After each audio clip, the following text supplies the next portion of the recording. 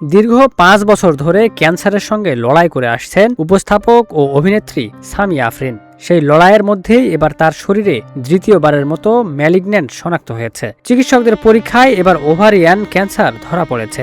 বর্তমানে কেমোথেরাপি নিচ্ছেন তিনি।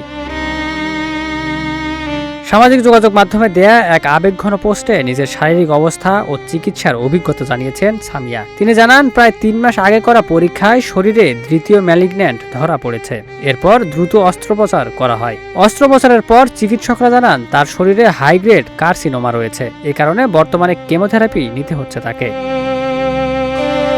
ক্যান্সারের সঙ্গে লড়াই সামিয়ার জীবনে নতুন কোনো অভিজ্ঞতা নয়। এর আগে 2022 সালের শেষ দিকে তার শরীরে ক্যান্সার শনাক্ত হয়েছিল। পরে পরীক্ষায় 4র্থ স্টেজের ক্যান্সার ধরা পড়ে। প্রায় 2 বছর চিকিৎসা নেয়ার পর সুস্থ হয়ে ওঠেন তিনি। প্রথমবার কেমোথেরাপির পরিবর্তে ইমিউনোথেরাপির মাধ্যমে চিকিৎসা নিয়েছিলেন সামিয়া।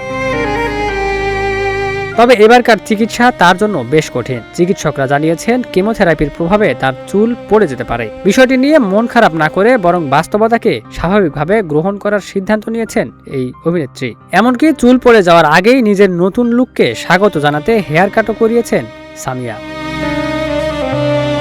সামাজিক যোগাযোগ মাধ্যমে শেয়ার করা ভিডিওর সঙ্গে সামিয়া লেখেন, কেমোর কারণে চুল পড়ে যেতে পারে বলে চিকিৎসকরা তাকে জানিয়েছেন। তাই বিষয়টি নিয়ে মন খারাপ না করে সময়ের সঙ্গে নিজেকে মানিয়ে নেওয়ার সিদ্ধান্ত নিয়েছেন তিনি। তার ভাষ্য, সবকিছু নিয়ে মন খারাপ করে লাভ নেই, বরং পরিস্থিতির সঙ্গে নিজেকে মানিয়ে নিতে পারাটাই গুরুত্বপূর্ণ।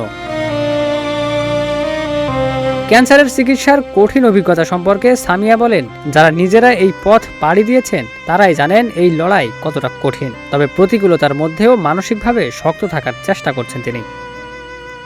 Desk report, news flash 71।